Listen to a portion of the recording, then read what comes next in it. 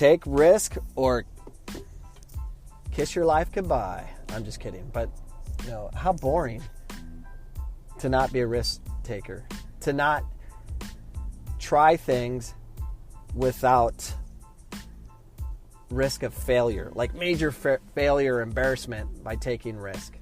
That's what we do to kids all the time. Don't dribble the ball. Oh my gosh. He's 7. We're about to get scored on. Don't you dare take a risk. Don't do that move in a game because you'll be embarrassed. All that. We live in a bubble wrap lifestyle of crazy. We need to stop bubble wrapping our children. We need to focus on development. We have to allow them to learn. It's crazy. You got to make decisions that are scary, and then deal with the crazies that can't handle it. Let me tell you a story. 2012, I had a very average team. I think we were like barely above 500. I don't know. We went to the first round playoff and lost. It sucked. And I had a really good recruiting class coming in for 2013, but I still haven't signed them, but I was working towards that. But I have to sell of why to play at Phoenix College, and that's a lot of house calls and a lot of visits, and my big sell was, I'm going to make sure your kids are taken care of. I'm going to make sure their school's going to be paid for, and I'm going to make sure they transfer. That was my pitch. I wasn't going to say, we're going to win a national title. But I made a decision. I got to change this program. So I quit everything I was doing. I stopped doing club soccer. I stopped running Westside Complex, which is Fear Farm, at the time. I stopped messing with all that stuff, and I was going to focus on Phoenix College, and I was going to make it happen. So I met with my team in 2012. And I remember where I was and where I said it.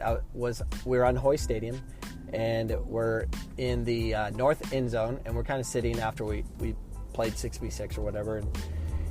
And I told them, I'm quitting everything. I made the decision right then. I'm quitting everything. I'm going to stop, no more making money on club or any of that, which I wasn't.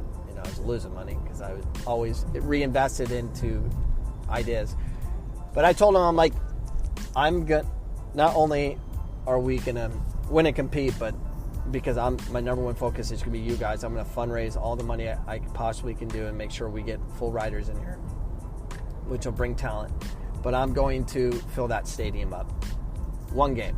We'll just fill it up one game. They all kind of looked at me, you're crazy. That'll never happen. Because, we're used to 50 people in the stands. I'm like, no, I'm going to sell it out. But the decision was made, and it was a scary decision. There was a lot of opportunity of failure, especially JUCO soccer in America, trying to bring people to watch. So, and then I also stated, I'm like, it's also going to be against Yavapai. And it's going to be a weekday night. And people are going to come. And no one believed me. They all thought I was crazy. So I made the decision, and I went for it. And I remember leading up to that game, I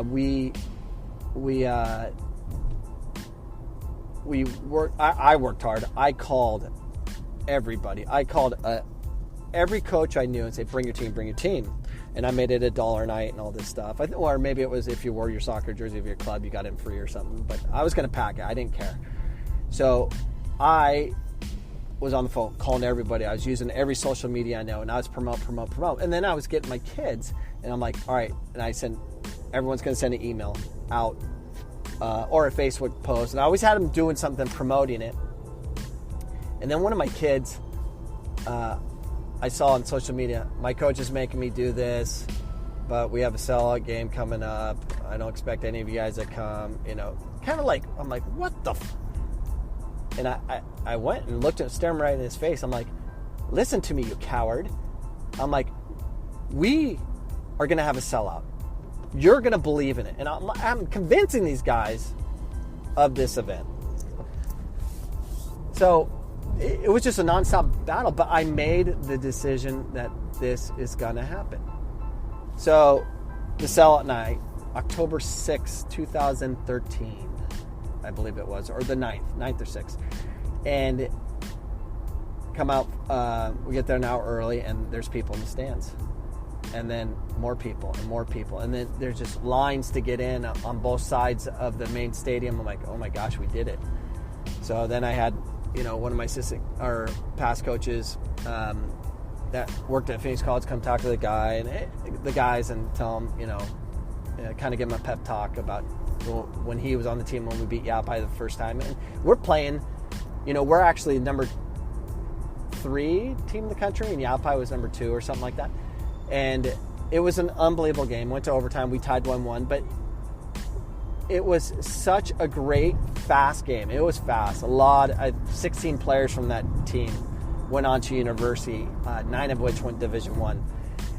The game was amazing. It was so fast that it led up to another game where we're playing Arizona Western in the semifinals at Rose Mofford because we had to change venues because our field sucks. Anyways, and there had to be 1,100 people there. It was packed. And then we were hosting the championship game, and it was against Yavapai again. There was over 2,000 people for that game.